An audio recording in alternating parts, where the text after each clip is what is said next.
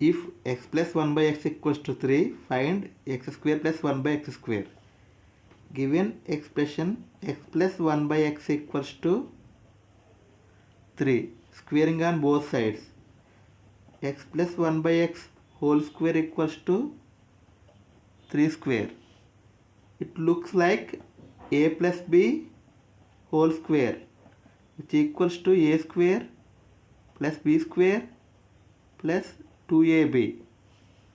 So equation becomes x square plus 1 by x whole square plus 2ab means 2x 1 by x, which equals to 3 square, which equals to 9.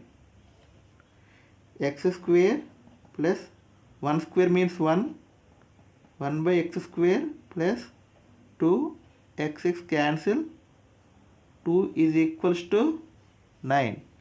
X square plus 1 by x square is equals to 9 minus 2, which equals to 7.